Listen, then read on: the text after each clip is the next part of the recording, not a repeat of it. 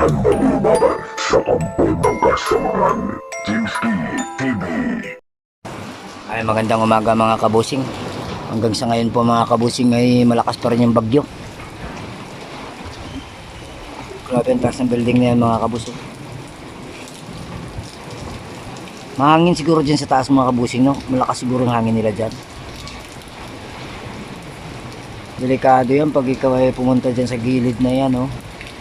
I'm sure pag nahampas ka ng hangin na malakas dyan, laglag ka talaga dito sa ilalim mga kabusing. Dito nga mga kabusing sa baba, malakas nga rin po yung hangin.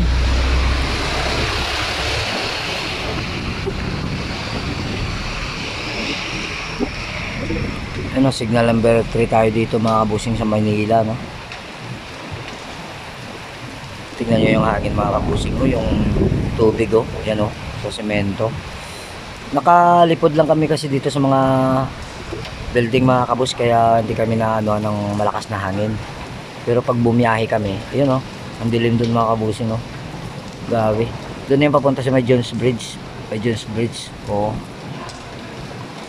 Malakas yan dyan mga kabus. Pag dumaan ka dyan sa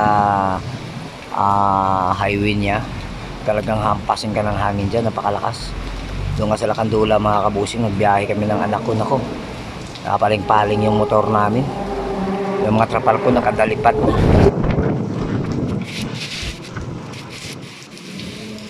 Yan, shout out nga pala sa kay Lakay Adventure, sa kay Ganggang TV Official, Urong Bindita, Taong Gubat, Gas Filming, at siyempre naman sa kay James Ghost TV, sa kay Freddy Vera, Just Nimson, shout out sa inyo mga kabos, sa kay Mama Ani Rodriguez at Ma'am Linda Usio 32-1.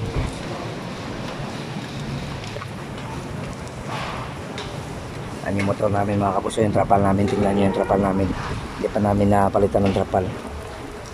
May bago akong biniling trapal mga kabos, yung trapal talaga na para sa motor binilang ko. So kakabit ko na pagkatapos ng bagyo kasi hindi kami makabiyahe ngayon.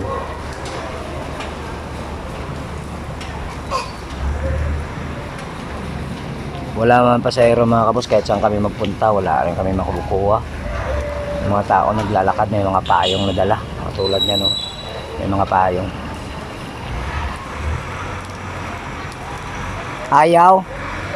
Ayaw bro. Mas gusto pa nila maglakad kasi sakay sila eh. Lakas talagang hangin, grabe. Sa inyo dyan mga kabos, kamusta yung ano nyo dyan, panahon nyo?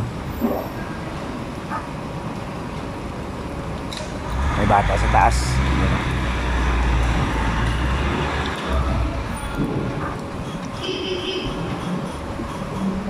Mamaya mga kabos, pupunta ako ng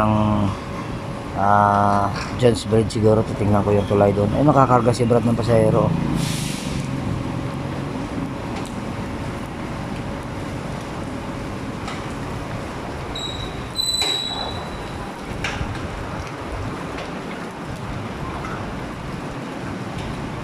Maliwanag na rin yung ulap, bro. May umuulan pa, yun po, maliwanag na, no?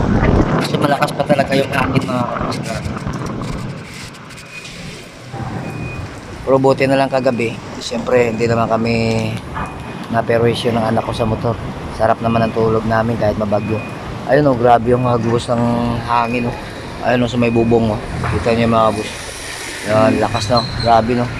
Yung kanilang mga trapal doon, oh, ayun, oh, nagbabalod-balod sa sobrang hangin ng lakas, oh. Sa inyo dyan mga kabusing, kamusta yung panahon nyo dyan? Malakas din ba sa inyo dyan? Umaalon-alon yung trapal nila, oh, yung mga kabusing, sa sobrang lakas, oh.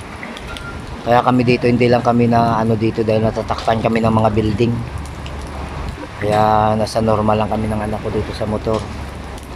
Natatakpan kami, napalibutan kami ng building, kaya hindi kami basta-bastang mapasok ng hangin.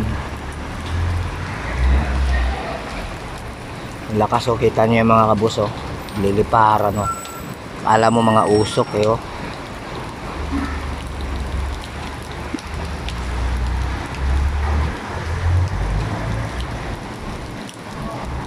Ano, para mga usok yung ano ng balisbis ng ulan, no?